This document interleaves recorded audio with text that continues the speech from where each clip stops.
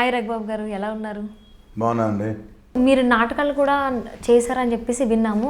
ఏ వయసులో స్టార్ట్ చేశారు? అసలు ఎందుకు స్టార్ట్ చేయాలనిపించింది నాటకంలో నటించడం? నాటకాలు అంటే నేను 1996 ఓకే. ఆ ప్రాంతంలో అంటే కొన్ని కారణాల వల్ల, అంటే కొన్ని కారణాలు ఏమో లేదు, సినిమా ఫీల్డ్లో జాయిన్ అవ్వడం మూలంగా. అంటే మా ఫాదర్ ప్రొడ్యూసరు, మీకు తెలుసు, గిరిబాబు గారు. ఆయన డైరెక్టరు, ఆర్టిస్టు, ఎడిటరు. మా ఓన్ ప్రొడక్షన్ బ్యానర్ ఉండేది మాకు, జేబేరి ఆర్ట్ ప్రొడక్షన్స్ అని ఉండేది. ఆ జేబేరి ఆర్ట్ ప్రొడక్షన్స్ చేస్తున్నప్పుడు ఆయనకి, నాన్నగారికి ప్రొడ్యూసర్గా చేస్తున్నప్పుడు, అంటే ఆర్టిస్ట్గా చేస్తూ, డైరెక్ట్ చేస్తూ, ప్రొడ్యూస్ చేస్తున్నప్పుడు హెల్పింగ్ హ్యాండ్ లేకపోయింది. దానివల్ల నేను చదువు మధ్యలో ఆపేసి నేను మామూలుగా సినిమా ఇండస్ట్రీలో ఆయనకి హెల్పింగ్ హ్యాండ్గా చేద్దామని చేరాను అనమాట, యాజ్ అ ప్రొడ్యూసర్గా. అంటే అప్పుడు నాకు థాట్ లేదు యాక్ట్ చేద్దామని ఉద్దేశం, థాట్ నాకు లేదు. యాక్ట్ అవ్వదాని ఉద్దేశం నాకు ఎప్పుడూ లేదు, ఆ కోరిక కూడా లేదు నాకు. సో నేను చాలా యాక్సిడెంట్గా యాక్టర్ అయ్యాను. అంటే ఆ టైంలో ఏంటంటే నాకేమీ చదువుకోలేదు కదా, జాబ్ చేయడానికి లేదు. సో ప్రొడ్యూసర్గా మేము కొంచెం ఒకటి రెండు ఫ్లాప్స్ పడటంతో మాకు కొంచెం ఫినాన్షియల్గా కూడా మేము కొంచెం వెనకబడ్డాం అనమాట. ఆ టైంలో ఏం చేయాలో అర్థం కాని పరిస్థితుల్లో ఇన్వెస్ట్మెంట్ పెట్టుకుని బిజినెస్ చేసుకుందాం అన్నా కానీ ఎవరు మనకు డబ్బు ఇవ్వరు కదా ఆ టైంలో. మన దగ్గర డబ్బులు లేదంటే రీపేమెంట్ ఎలా అని అడుగుతారు. సో అది కూడా అవకాశం లేదు కాబట్టి వన్ అండ్ ఓన్లీ ఆప్షను మేము నమ్ముకున్న సినిమా రంగం, కళమ్మ తల్లిని నమ్ముకున్నాం. కాబట్టి నేను ఏదైతే నాకు ఇష్టం లేదో, ఏదైతే నేను అంటే ఇష్టం లేదంటే నాకు ఆ థాట్ లేదు, యాక్టర్ అవ్వాలని థాట్ లేదు, నేను ప్రొడ్యూసర్ సెటిల్ అవ్వాలని. సో దానికి డబ్బు కావాలి కూడా, అది లేదు నా దగ్గర. సో ఏ ఆల్టర్నేటివ్ ఏం చేయాలి, ఇంకేం చేయడం లేదు. సో అంటే అంతకుముందు నా ఫ్రెండ్స్, శ్రేయోభిలాషులు, అఫ్కోర్స్ మా ఫ్యామిలీ మెంబర్సు, కొంతమంది సినిమా నటులు నాకు బాగా పరిచయం ఉన్నవాళ్ళు, వాళ్ళందరూ కూడా నీకు యాక్టింగ్ చేస్తే బాగుంటుంది, నీ టైమింగ్ బాగుంటుంది అని చెప్పి అనేవాళ్ళు అనమాట, జనరల్గా మాట్లాడుతున్నప్పుడు. సో ఇక స్ట్రగుల్ ఫర్ ఎగ్జిస్టెన్స్లో యాక్టింగ్ చేస్తే ఎలా ఉంటుంది, ఇంకా ఆల్టర్నేటివ్ లేదనే ఉద్దేశంతో ఆ స్ట్రగుల్లో ఉన్నప్పుడు మా గురువుగారు సత్యారెడ్డి గారు, ఆయన నాకు ఈ సినిమా భిక్ష పెట్టిన నటుడిగా ఆయన సత్యారెడ్డి గారు, ఆయన ఈజ్ నో మోర్, కీర్తిశేషులు. ఆయన 2-3 సినిమాలు చేసిన తర్వాత నేను హీరోగా ఇంట్రడ్యూస్ చేశారు. 91లో దొంగలు ఉన్నారు జాగ్రత్త, నేరం అనే 2 సినిమాలు చేశాను. ఆ తర్వాత చిన్న చిన్న సినిమాలు ఏదో తమిళ సినిమా ఒకటి చేశాను. అట్లాగే సత్యభామ సరదా కృష్ణలని నేను, మన హీరోయిన్ తులసి గారు హీరోయిన్స్గా చేసాం. అది కూడా పెద్ద ఆడలేదు, బయటికి కూడా రాలేదు సినిమాలు. దాంతో నేను ఇక సినిమా ఫీల్డ్ వదిలేసుకున్న పరిస్థితి వచ్చింది. ఆ తర్వాత మా కజిన్ విజయ్ కుమార్ అని ఉన్నాడు, తను యాక్వా బిజినెస్లో ఉంటే అక్కడికి వెళ్ళి నేను యాక్వా బిజినెస్లో ఆయనతో పాటు ఏదో కొంచెం ఆయనకి అయిపోయిన తర్వాత అది ఆ బిజినెస్ కూడా మనకు చేత కాదనే ఉద్దేశంతో వెనక్కి వచ్చేసి అప్పుడు టీవీ సీరియల్స్లో మన పెద్ద వంశీ గారు ఉన్నారు కదా, లేడీస్ టైలర్ వంశీ గారు, ఆయన నాకు అవకాశం ఇచ్చారు. లేడీస్ టైలర్ చేసిన డైరెక్టర్ గారు. అప్పుడు ఆయన స్నేహ లేడీ డిటెక్టివ్ అని మన తెలుగులో ఈటీవీ ఛానల్ రామోజీరావు గారిది, దానిలో సీరియల్లో నాకు అవకాశం ఇచ్చారు. చేస్తామంటే చేస్తాను సార్ అన్నాను. అట్లా మెల్లిగా సింగిల్ ఎపిసోడ్స్ చేసుకుంటూ సీరియల్స్ కంటిన్యూ చేశాను. అదే ఆ కంటిన్యూ చేసినప్పుడు అప్పుడు మెడ్రాస్లో ఉండేది ఛానల్స్ మొత్తం, తెలుగు ఛానల్స్ అన్ని. అనుకోకుండా అవి హైదరాబాద్ షిఫ్ట్ అయిన తర్వాత నేను మెడ్రాస్లో ఖాళీగా ఉండిపోయాను. ఆ టైంలో నేను మా గురువుగారు రాళ్లపల్లి గారు, ఆయన నన్ను పిలిచారు, నాటకాలు వేస్తావా అని అడిగారు. నేను ఇంట్రెస్టెడ్గా చేస్తానండి అన్నాను. ఇవన్నీ కూడా స్ట్రగుల్ ఫర్ ఎగ్జిస్టెన్స్లో చేసినాయే. ఫస్ట్ నాటకం నేను వేసింది పండగ వచ్చింది, ఆదివిష్ణు గారిది. ఐమ్ సారీ, కప్పలు ఆత్రేయ గారిది ఫస్ట్ నాటకం అది వేసింది. రాళ్లపల్లి గారి ఆధ్వర్యం, మన పీజే శర్మ గారు, మన సాయి కుమార్ గారి ఫాదరు, కీర్తిశేషులు, పీజే శర్మ గారి అబ్బాయి సాయి కుమార్ మన హీరో, వాళ్ళ నాన్నగారు, వంకాయల సత్యనారాయణ గారు, సాక్షి రంగారావు గారు, ఇలా పెద్ద పెద్ద ఆర్టిస్టులు అందరూ, వాళ్ళతో పాటు నేను కూడా యాక్ట్ చేయడం జరిగింది. అది ఫస్ట్ నాటకం. అది 98 వరకు, 97, 98 హైదరాబాద్ షిఫ్ట్ అయ్యాను. మళ్ళీ తర్వాత 99, 2000 నాంగారెడ్డికి వచ్చి వచ్చిన తర్వాత మళ్ళీ నేను టీవీ సీరియల్స్లో ఉప్పలపాటి నారాయణ గారి డైరెక్షన్లో వసంత కోకిల అనే సీరియల్ చేశాను అనమాట.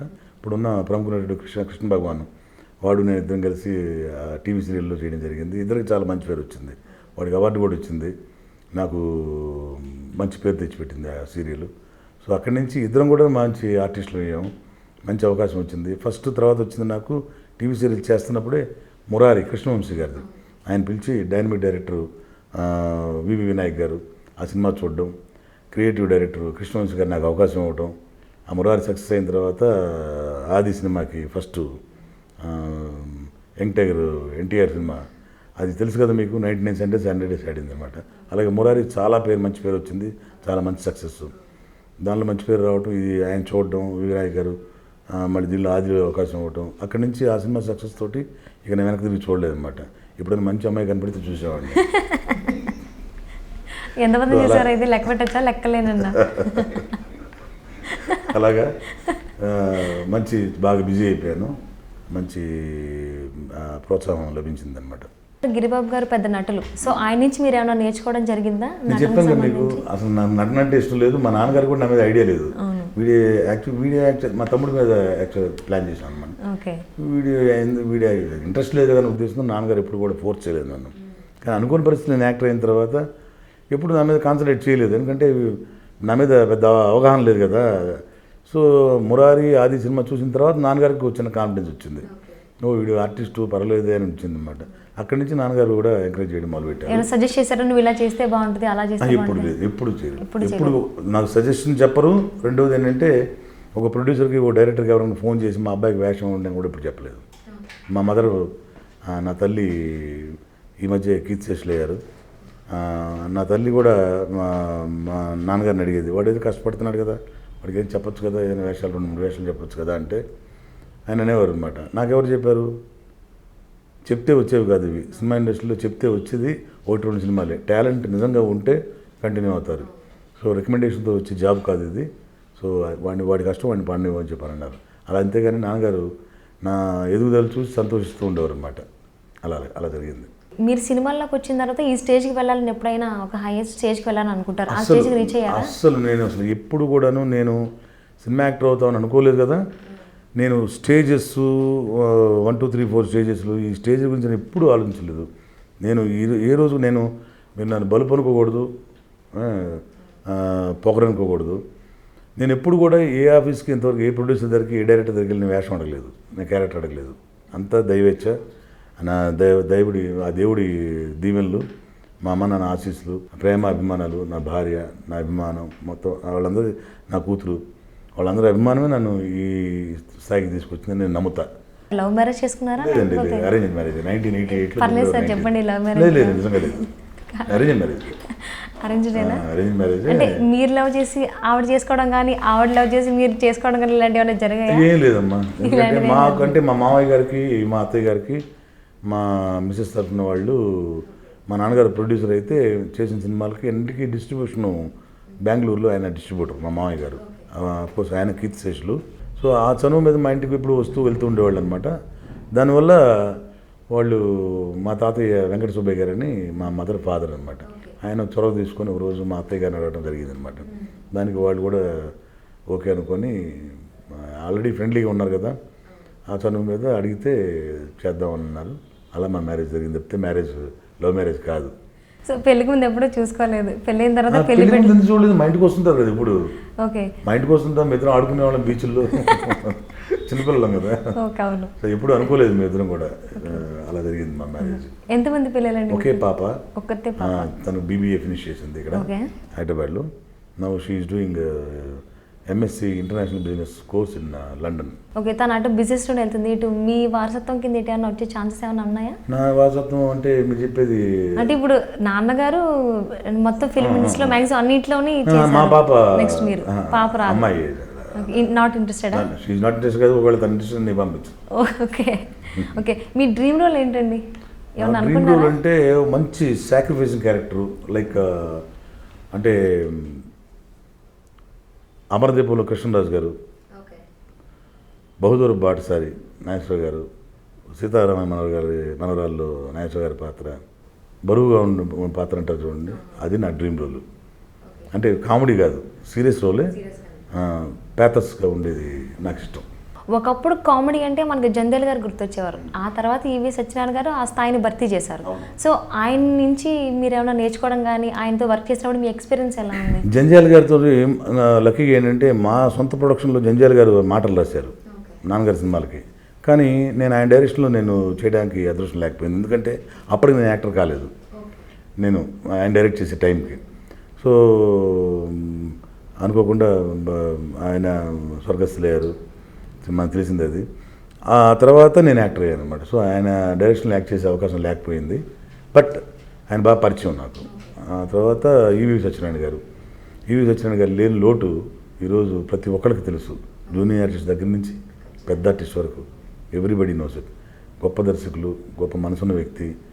ఆయన నన్ను చాలా ఎంకరేజ్ చేశారు అన్నమాట. ఒక బెండప్పార అయితే ఏంటి, కితకితలు అయితే ఏంటి, అతిల్ సత్యబాబు అయితే ఏంటి, ఒకటి కాదు రెండు కాదు అనమాట. ఆయన చేసిన ప్రొడక్షన్స్ ప్రతిదీ, కత్తికాంతారావు, బురుడి, చాలా సినిమాలు మంచి క్యారెక్టర్స్ చేశాను. కానీ నేను ఆయన లేని లోటు వాళ్ళ ఫ్యామిలీ మెంబర్స్ ఎంత ఫీల్ అవుతారో, ఆర్టిస్ట్గా ప్రతి ఒక్కడు, నాలాంటి నటుడు ప్రతి ఒక్కడు డెఫినెట్గా అదే ఫీల్ అవుతాడు. ఆ లోటే.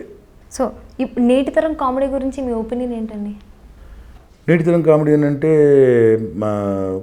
అంటే ఒకప్పుడు కామెడీ అనేది ఏంటంటే ఎప్పుడు అది క్రియేటివ్ జాబే, స్లాప్స్టిక్గా వచ్చేదే. అంటే మనకేంటంటే ఒక టైమింగ్లో చెప్తేనే కామెడీ వస్తుంది. అక్కడ టైమింగ్ మిస్ అయిపోయిందంటే అది సీరియస్ అయిపోద్ది, అంటే జనాలు సీరియస్ అవుతారు మన మీద. అందువల్ల కామెడీ అనేది టైమింగ్లో ఉండేదే. ఆ కామెడీ పర్ఫెక్ట్ టైమింగ్లో ఉన్న వాళ్ళు డెఫినెట్గా ఎప్పుడు సక్సెస్ అవుతారని నమ్మకం. ప్లస్ ఇవాళ ఏంటంటే నేను ఎప్పుడు చెప్తుంటాను, ఆల్మోస్ట్ తెలుగులో ఉన్న అంతమంది కమెడియన్స్ అటు తమిళ్లో కానీ, అటు కర్ణాటకలో కానీ, ఇటు కేరళలో కానీ ఎక్కడ కూడా అంతమంది కమెడియన్స్ లేరు. మన తెలుగులో ఉన్న 40 మంది పైన ఉన్నారు. కానీ ప్రతి ఒక్కరికి ఒక స్టైల్ ఉంది, ఎవరిని అనుకరించరు. And at the same time మన అందరం కూడా యాక్ట్ చేస్తుంటే కూడాను ఎవరికి కూడా ఈగోస్ ఉండవు. ఎవరి స్టైల్ వాళ్ళదే, ఎవరి పర్ఫెక్షన్ వాళ్ళదే, ఎవరి పర్ఫార్మెన్స్ వాళ్ళదే. సో మన అన్నిటికంటే మించి మన తెలుగు ప్రేక్షక దేవుళ్ళు కామెడీని అంత ఎంజాయ్ చేస్తారు కాబట్టి మేమందరం ఈరోజు హాయిగా బ్రతకగలుగుతున్నాం. వాళ్ళకి ఎంతో కొంత నవ్వును అందించగలుగుతున్నాం, వాళ్ళ దీవెనలు అందుకుంటున్నాం. మా ప్రేక్షకుల దీవెనలు ఎప్పుడు మాకు అలా కావాలని కోరుకుంటున్నాం. కమెడియన్గా అంటే ఫస్ట్ బ్రహ్మానందం గారు గుర్తొస్తారు, ఆ తర్వాత మీరు మాకు గుర్తొస్తారు. సో ఇది ఎలా ఫీల్ అవుతున్నారు మీరు? అది నేను డెఫినెట్గా అదృష్టంగా ఫీల్ అవుతాను కదండి. బ్రహ్మానందం గారి తర్వాత నేను గుర్తొస్తున్నారని అన్నానంటే డెఫినెట్గా అదృష్టంగా ఫీల్ అవుతాను. అంటే నేను ఫ్రాంక్గా చెప్తున్నాను, నేను బ్రహ్మానందం గారు అనేది మా ఫ్యామిలీ హెడ్, ప్రజెంట్ మా ఫ్యామిలీ హెడ్ అంటే కామెడీ కుటుంబానికి ఫ్యామిలీ హెడ్ ఆయన. సో ఆయన అనేది ఒక చరిత్ర 100%. ఆయన ఒక చరిత్ర అంటే అదొక ఎరా. దాదాపు ఆల్మోస్ట్ 1100 ఫిల్మ్స్ చేసిన ఘనత, Guinness book record holder, doctor, Padma Shri award, అన్ని రకాలుగా సత్కరించుకున్నాం, గౌరవించుకున్నాం ఆయన్ని. ఎస్, డెఫినెట్గా. సో ఆయన కూడా ఏంటంటే మేమందరం కూడా చాలా గౌరవిస్తాం. అట్ ద సేమ్ టైము ఆయన ప్రతి ఒక్కరిని కూడా ఎంకరేజ్ చేస్తారు. చేసే విధానం కూడా చాలా హ్యాపీగా ఉంటుంది అనమాట. ఏదైనా జోకు విన్నారంటే 10 మందికి ఫోన్ చేసి చెప్పడం, అలాగే చిన్న బాధ కలిగినా సరే మా ఇంటికి ఫోన్ చేయడం, లేకపోతే ఎవరింటికి అయినా ఫోన్ చేసి ఎవరెవరికి ఏం ప్రాబ్లమ్స్ ఉన్నాయి మామూలుగా మాట్లాడి వాళ్ళని ఓదార్చడం, ఇవన్నీ చాలా మంచి వ్యక్తిత్వం మనిషి. సో మేమందరం ఈ ఫ్యామిలీలో అంటే కామెడీ ఫ్యామిలీలో పుట్టినందుకు మేము చాలా హ్యాపీ ఫీల్ అవుతున్నాం. ఇప్పుడు ప్రజెంట్ ఉన్న కమెడియన్స్లో మీకు ఎవరు కామెడీ అంటే ఇష్టం? ఒకప్పుడు అంటే నాకు నగేష్ గారు తమిళ్లో, తర్వాత అల్లు రామలింగయ్య గారు, దానికి ముందు రేలంగి గారు, అంటే పాత సినిమాలో రేలంగి గారు, నగేష్ గారు తమిళ్లో, తర్వాత రామలింగయ్య గారు, తర్వాత బ్రహ్మానందం గారు. ఇప్పుడు చెప్పాను కదా ఇందాక, ఎవరి స్టైల్ వాళ్ళది అని చెప్పాను కదా, స్లాప్స్టిక్ కామెడీ. సో ఎవరి స్టైల్ వాళ్ళది కాబట్టి మనం సిచ్యువేషన్ తగ్గ కామెడీ కాబట్టి ప్రతి ఒక్కరిని ఎంజాయ్ చేస్తాం. ఓకే. సో ఇప్పుడు దాకా విలన్గా చేశారు. సో ఫుల్ లెంత్ విలన్గా ఎప్పుడైనా ఫ్యూచర్లో చూడగలమా మిమ్మల్ని? విలన్గా చేసింది మురారి, చెన్నకేశ్వరరెడ్డి, భరసింహారెడ్డి, దిల్లు, యజ్ఞం, ఆ బంచ్లో ఫ్యాక్షన్ బేస్డ్ ఫిల్మ్స్ చాలా చేశాను. తర్వాత అటువంటి క్యారెక్టర్స్ దగ్గర నుంచే నేను మెల్లిగా కామెడీ విలన్స్, అంటే ఒక విలన్ పక్కన సెటైర్ చేసే క్యారెక్టర్స్, ఇలా నడిచింది. కానీ బండిలో మాత్రం ultimate character my life time. ఇది డైనమిక్ డైరెక్టర్ వి వినాయక్ గారు, అది నాకు అంటే గొప్ప పొజిషను నాకు సినిమా ఫీల్డ్లో ఇచ్చిన వ్యక్తి. నేను నిజంగా మనస్ఫూర్తిగా చెప్పాలంటే నాకు ఫస్ట్ సినిమా ఇచ్చిన మా గురువు గారు సత్యారెడ్డి గారు, కీర్తిశేషులు, ఆయన భిక్ష. నాకు అవకాశం సినిమాల్లో రావాలనే అవకాశం ఆలోచన కలిగించిన వ్యక్తి. రెండోది కృష్ణవంశీ గారు, మీకు అఫ్కోర్స్ నాటకాల గురించి చెప్పాను, టీవీ సీరియల్స్ గురించి ఉప్పపాటి నారాయణ గారు, రాళ్ళపల్లి గారు వాళ్ళ గురించి చెప్పాను కదా మీకు నేను. అలాగే సినిమాలోకి వచ్చినప్పుడు కృష్ణవంశీ గారు, ఇమీడియట్గా వివి నాయక్ గారు, డైనమిక్ డైరెక్టర్ వివి నాయక్ గారు, అలాగే వాళ్ళిద్దరూ కూడా నన్ను 1 by 1 ప్యారలల్గా ఖడ్గం, మురారి, చెన్నకేశ్వరరెడ్డి, దిల్లు, ఆది, శశిరేఖ ప్రణయం, చక్రం, కృష్ణవంశీ గారు, అట్లా ఇక అక్కడి నుంచి ఇక వివి వినాయక్ గారు నన్ను మా కమర్షియల్ విలన్గా, కామెడీ విలన్గా, కమెడియన్గా నన్ను చాలా ఉన్నత స్థాయికి తీసుకెళ్లారు. ఇప్పుడు దాకా మీరు 300 పైగా సినిమాలు చేశారు. ఈ 300లో మీకు నచ్చిన క్యారెక్టర్ ఏంటి సినిమాలో? ఏదేంటి మీకు బాగా ఇష్టం? నచ్చిన క్యారెక్టర్ అంటే చాలా ఉన్నాయి. అంటే ఒకదానికి కూడా పొంతన లేకుండా అసలు చాలా డిఫరెంట్ ఉంటుంది. దిల్లు, యజ్ఞం, దేని దానికి కూడా కంపారిజన్ ఉండదు. బెట్టింగ్ బంగారాజు, కరెంటు, అది జాంపళ్ళు అంటాం కదా, అది వివి వినాయక్ గారు చేసిన అదుర్సు, అట్లాగే ఆయన చేసిన బద్రీనాథ్ కానివ్వండి, ఏమని మొత్తం అన్ని మంచి క్యారెక్టర్స్ తగిలి నాకు మొత్తం అన్ని కూడా. అందులో నచ్చిన క్యారెక్టర్ ఏదైనా ఉందా? కిక్కు, సురేందర్ రెడ్డి గారిది, ఊసరవెల్లి, మొత్తం అన్నీ. ఇంకా అంటే ఇవన్నీ నచ్చిన క్యారెక్టర్సే. పేరు వచ్చిన ప్రతిదీ ఆటోమేటిక్గా ఇంటర్నల్గా నచ్చిన క్యారెక్టర్ అవుతుంది, అంతే కదా. సో మీకు ఏదైనా నచ్చిన డైలాగ్ మా కోసం ఒకసారి మళ్ళీ నవ్వుకుంటాం మేము. నా నచ్చిన డైలాగ్ అంటే నేను ఎక్కడికి వెళ్ళినా పిలిచేది నన్ను జాంపళ్ళే అంటారు. ఏ ఫంక్షన్కి వెళ్ళినా సరే అదే చెప్పాలి నేను ప్రతి ఒక్కరికి, అంతే కదా. నేను ఎక్కడికి వెళ్ళినా సరే, కాలేజీకి వెళ్ళినా, స్కూల్కి వెళ్ళినా, ఏదన్నా ఊరు వెళ్ళినా, బస్సు దిగుతున్నా, ట్రైన్ దిగుతున్నా, ఫ్లైట్ దిగుతున్నా, ఎక్కడికి వెళ్ళినా సరే అది కూడా జాంపల్ అంటారు. నాకు చాలా ఆనందం వేస్తుంది. అదే రిపీట్ చేయాల్సి వస్తుంది, తప్పదు. అది కళ్ళు దొబ్బిని అంటారు కదా, అదొక క్యారెక్టరు. ఇవన్నీ ఆత్రం వరదలని, బెట్టింగ్ బంగారాజులు, బెండప్పారవులు, ముసలి చచ్చిందా అని చెప్పిన, డబ్బులు ఇవ్వకుండా చచ్చిందని, ఇట్లాంటి ఎన్ని క్యారెక్టర్స్. అలా కృష్ణవంది జగద్గురం కృష్ణ గారు ఇచ్చింది. యజ్ఞం మా రవికుమార్ చౌదరి గారు, ఆయన నాకు చాలా, అట్లా అందరు డైరెక్టర్స్ నాకు మంచి కోఆపరేషన్ ఇచ్చారు. కృష్ణవంశీ గారి మురారి సినిమాలో కొంచెం సీరియస్గా క్యారెక్టర్ చేశారు. సో అటువంటి క్యారెక్టర్ అంటే ఇష్టమా మీకు చేయడం? కామెడీగా ఉండే క్యారెక్టర్ చేయడం అంటే ఇష్టమా? నాకు బేసిక్గా కామెడీ అంటే ఇష్టం. బేసిక్ కామెడీ అంటే ఇష్టం. Comedy with villainy with comedy satires అంటే చాలా ఇష్టం. అంటే ఒకప్పుడు మోహన్ బాబు గారు, శ్రీయర్ గారు చేసిన వేషాలు అలాంటివి చాలా ఇష్టం నాకు. అవుట్ అండ్ అవుట్గా ఇందాక అడిగారు చూడండి, మీ డ్రీమ్ రోల్ ఏంటి అడిగారు కదా, అది ఏంటంటే సాక్రిఫైయింగ్ క్యారెక్టరు. చెప్పాను కదా, ప్యాటర్న్ ఆఫ్ క్యారెక్టర్ అలా ఉండాలి. ఒక బరువుగా ఉన్న పాత్ర, పెద్ద తరహగా కళ్ళ మండిలు వచ్చే పర్ఫార్మెన్స్ చేయాలని. సో నాన్నగారు డైరెక్టర్, సమ్ ప్రొడ్యూసర్, ఇంకా చాలా చేశారు, అన్ని చేశారు, ఇందులోని వదలలేదు. సో అలాగే మీరు ఏమైనా ట్రై చేయాలనుకుంటారు? నటుడుగానే కాకుండా డైరెక్షన్ చేయాలని మాత్రం ఇంట్రెస్ట్ ఉంది. డైరెక్షన్ అంటే త్వరలో డైరెక్టర్గా చూడొచ్చు అనమాట మేము. అని కాదు, చెప్పాను కదమ్మా, ఇప్పుడు మనం ఏదైనా విషయాన్ని గెస్ చేయొచ్చు కానీ ప్రెడిక్ట్ చేయలేము, అంతే కదా. సో ఇంట్రెస్ట్ ఉన్నదాన్ని కాబట్టి ఫ్యూచర్లో చూసే ఛాన్సెస్ ఉన్నాయంటారా? ఏది డైరెక్టర్గా చేస్తారు. అన్ని కలిసి వస్తే మాత్రం డెఫినెట్గా డైరెక్షన్ చేస్తాను. అంటే కామెడీ టైప్ ఆఫ్ చేయాలని అది ఏదైనా కానీ మంచి సినిమా, అది let it be serious film కావచ్చు, యాక్షన్ ఫిల్మ్ మాత్రం కాదు, ఒక సీరియస్ ఫిల్మ్ కావచ్చు, మెసేజ్ ఓరియంటెడ్ కావచ్చు, లేదా కామెడీ ఫిల్మ్ కావచ్చు. ఫిలిమ్స్కి సంబంధించి షూటింగ్స్ కోసం చాలా ఊర్లు తిరుగుంటారు కదా, నచ్చిన ఊరు ఏదైనా ఉందా? నాకా ఏ ఊరు వెళ్తే ఆ ఊరు నచ్చుద్ది నాకు. అంటే కొంతమంది గోదావరి అంటే బాగుంటుంది. గోదావరి అంటే మంచి బాగుంటుంది. గోదావరి అనేది మంచి ఏరియా కదా, అది చక్కగా ఉంటుంది. కాలువలు, పంట కాలువలు, బాగా గ్రీనరీ ఉంటుంది. చక్కగా భోజనం పెడతారు వాళ్ళు, ఈస్ట్ గోదావరి వాళ్ళు మంచి రిసెప్షన్ ఇస్తారు, చక్కగా హోస్టింగ్ ఇస్తారు. అందుకే బాగా గుర్తుండిపోయి ఉంటాం. అలాగే ఇప్పుడు వైజాగ్ సైడ్ వెళ్ళామనుకోండి, బీచ్ అట్లా అలా ఇంట్రెస్ట్ ఉంటుంది. ఇట్లు మనం ఈ రాయలసీమ సైడ్ వెళ్ళామంటే వాళ్ళ లాంగ్వేజ్, వాళ్ళ అలవాట్లు అవన్నీ డిఫరెంట్గా ఉంటాయి కాబట్టి బాగా లైక్ చేస్తాం. సో ఇప్పుడు దాకా చాలా క్యారెక్టర్స్ చేశారు కదా, ఈ పర్టికులర్ క్యారెక్టర్కి ఏమన్నా ఈ క్యారెక్టర్కి అవార్డు వచ్చేది అని అనుకున్నారు మీ మనసులో? ఏదైనా క్యారెక్టర్ ఉందా అటువంటి క్యారెక్టర్? బెట్టింగ్ బంగారాజుకు అనుకున్నాను. ఆల్మోస్ట్ అది కూడా చిన్న ఏదో మనకు తెలియదు కానీ ఏదో అంటారు, దానివల్ల ఏదో మిస్ అయ్యని చెప్పని అంటారు కానీ, బట్ నేను దాన్ని క్రైటీరియా తీసుకొని, కానీ నాకు బన్నీకి రావాల్సింది దానికి రాలేదు. నేను దాని గురించి బాధపడను. నేను అన్నిటికంటే నేను హ్యాపీ ఫీల్ అయ్యేదంటే స్టేజ్ మీద నేను గాంధీ జయంతి అనే నాటకానికి, కీర్తిశేషులు రమణమూర్తి గారి నాటకానికి విజయభాస్కర్ గారు రచించారు ఆయన్ని. దానికి నేను స్టేజ్ మీద నంది అవార్డు తీసుకున్నాను. అది నాకు చాలా హ్యాపీ. ప్రజెంట్ మీ ఫ్యూచర్ ప్రాజెక్ట్స్ ఏంటండి? చిరంజీవి గారిది ఇప్పుడు ఆయనది, మెగాస్టార్ చిరంజీవి గారిది, ఆయనతోటి నేను యాక్చువల్లీ ఆయనతోటి ఇందిరా దగ్గర నుంచి కూడా ఠాగూరు అది మిస్ అయిపోయాను. నాకు ఎప్పటి నుంచో ఆయన పొలిటికల్ ఫీల్డ్ అయిన తర్వాత ఇంకా అవకాశం ఉంటుందో లేదో అనుకున్నాను.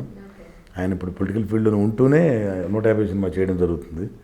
సో ఆ సినిమాలో చేయడానికి అవకాశం ఇచ్చిన మళ్ళీ మా డైరెక్టర్ గారు వినాయక్ గారు అవకాశం ఇచ్చారు. చాలా హ్యాపీ ఫీల్ అయ్యాను. వస్తున్న ఖైదీ నెంబర్ 150 చిరంజీవి గారిది అది చేస్తున్నాను. నెక్స్ట్ ఇంకా ప్రాజెక్ట్స్ ఉన్నాయి. మన సత్యబాబు గారిది నవీన్ చంద్ర హీరోగా చేసింది సినిమా టు బి రిలీజ్డ్. ఇప్పుడు మన సాయిధరం తేజు మల్లేని గోపీచంద్ గారి డైరెక్షన్లో నల్లమల బుజ్జన్న, ఆయన ఠాగూర్ మధు గారు వాళ్ళు కలిసి ప్రొడ్యూస్ చేస్తున్న సినిమా. వెంకటేష్ బాబు గారితో ఓ సినిమా గురు అని అది ఒకటి జరుగుతుంది ప్రజెంట్. అట్లాగే ఇంకో 2-3 సినిమాలు కమిట్ అవ్వాల్సినవి కూడా ఉన్నాయి. విన్నారా కథలు? అది నచ్చినాయా మీకు? నేను కథలేనంత స్థాయి కాదు మంది. అది ఓన్లీ హీరోయిన్ ఉంటారు. మెయిన్ విలన్ ప్రకాష్ రాజ్ లాంటి వాళ్ళు, లేదా అలాంటి ఉంటారు జగత్ బాబు గారు లాంటి వాళ్ళు. పర్టికులర్గా ఈయన పక్కన చెయ్యాలి, ఈయనకి సపోర్టివ్ క్యారెక్టర్ ఇవ్వాలని ఏమన్నా ఉన్నారా? మన పర్టికులర్గా చిరంజీవి గారి పక్కన చేయాలని అనిపించింది నాకు. అది డెఫినెట్గా నేను ఒక లైఫ్ టైమ్ అచీవ్మెంట్ లాగా ఫీల్ అయ్యాను. ఆయన పక్కన చేయలేకపోయిన ఒక నిరుత్సాహం ఉండేది. అది ఈ సంవత్సరం ఆ సినిమాతో తీరిపోయింది. ఓకే, అంటే విలన్ క్యారెక్టర్స్లో పర్టికులర్గా ఈ విలన్ పక్కన చేస్తే బాగుంటుంది, ఈ విలన్ పక్కన చేయాలి, ఈయనకి సపోర్టివ్ క్యారెక్టర్ ఉండాలి అని ఏమన్నా ఎవరన్నా అనుకున్నారా? నేను అందరితో చేశాను. All Bombay villains. ఆశీష్ విద్యార్థి గారు, శ్రేయాజీ షిండే గారు, మన ముఖేష్ ఋషి గారు, అతుల్ కులకర్ణి, ఆల్ హిందీ విలన్స్ మొత్తం అందరి పక్కన నేను విలన్గా చేశాను. అండ్ కామెడీ సెటైర్గా బావగాను బామ్మర్దిగాను చేశాను. అలాగే ప్రకాష్ రాజ్ అన్నయ్య తోటి బోల్డ్ సినిమాలు చేశాను. అది సో ఎవరితో మీరు హ్యాపీగా ఫీల్ అయ్యారు సపోర్టివ్ క్యారెక్టర్ చేసినప్పుడు? హ్యాపీ ఫీల్ అవ్వడం, ప్రకాష్ రాజ్ అన్నయ్య అనేది ఈజ్ గ్రేట్ పర్సన్. అది తెలుసుకొని మనకు నేషనల్ అవార్డు విన్నది. అది పక్కన పెడితే ఈజ్ గ్రేట్ ఆర్టిస్ట్. తర్వాత ఆయనతో చాలా కంఫర్టబుల్గా ఉంటుంది. ఇది యాక్ట్ చేస్తున్నప్పుడు అది క్లియర్గా ఉంటుంది, క్లారిటీ ఉంటుంది. అట్లాగే మనకి మంచి నటులు రావు రమేష్ గారు కానివ్వండి, వాళ్ళ జగత్ బాబు గారు కానివ్వండి, అన్నయ్య రాజేంద్ర ప్రసాద్ గారు కానివ్వండి, ఈరోజు లీడింగ్ విలన్స్ సంపత్ రాజు కానివ్వండి, వీళ్ళందరూ మంచి ఆర్టిస్టులు. అందరికీ ఏంటంటే మంచి కోఆర్డినేషన్ ఉంది. సో ఎవరి పక్కన చేసినా కంఫర్ట్గా ఫీల్ అవుతాను నేను. ఓకే, ఎవరితో ఇబ్బంది పడలేదు ఇప్పుడు? నేను ఇబ్బంది పడలేదు. నా గురించి వాళ్ళు ఇబ్బంది పడకూడదు, అది చూసుకోవాలి నేను. సో అలాంటి అవకాశం నేను కూడా ఇవ్వలేదు ఎప్పుడు కూడాను. మంచి ట్రావెల్ అందరితోటి కూడా ఈక్వల్గా అందరితోనే ఎంజాయ్మెంట్ చేస్తుంటారు అనమాట. ఎక్కడికి వెళ్ళినా కానీ, ఏ షూట్కి వెళ్ళినా, ఎక్కడికి వెళ్ళినా సరే బాధ అనేది అందరికీ ఉంటుంది. మీకు నాకు చూసేవాళ్ళందరికీ ప్రతి ఒక్కరికి ఉంటుంది బాధ. సో ఎస్పెషలీ ఆర్టిస్టులు ఏంటంటే సెన్సిటివ్. సో వాళ్ళు ఏంటంటే వాళ్ళ బాధని నేను కెమెరా ముందు ఎక్స్పోజ్ చేస్తాను. దాని కింద సెప్టైట్లు వేయండి మీరు. నేను ఈరోజు సరిగా యాక్ట్ చేయకపోవడం కారణం ఏంటంటే పలానా కారణం రఘుబాబు గారికి వీరు కదా, కాబట్టి అవన్నీ మనసులో దాచుకొని యాక్ట్ చేయాలి. అది అదే కామెడీ అంటే. కామెడీని కూడా విషాదం ఉంటుంది అంటారు చూడండి, అలా అనమాట. తప్పదు కదమ్మా. ఇప్పుడు అక్కడికి వచ్చేసి నేను that is not criteria to the others కదా, నాకు నా సొంత విషయం అది. సో అటువంటిప్పుడు ఏంటంటే చాలా బాధపడాల్సి వస్తుంది. బట్ తప్పదు, చేయాలి. Okay, thank you so much అండి. మీ వాల్యుబుల్ టైంని మాకు కేటాయించి మీరు చాలా విషయాలు నాతో షేర్ చేసుకున్నారు. డెఫినెట్గా మీరు కూడా చాలా మంచి క్వశ్చన్స్ అడిగారు. రెగ్యులర్ కాకుండా మంచి క్వశ్చన్స్ మధ్యలో చాలా మంచి అడిగారు. Anyway, I wish all the best for the Yoyo channel. Yoyo channel చూడండి, ఎంజాయ్ చేయండి. All the best.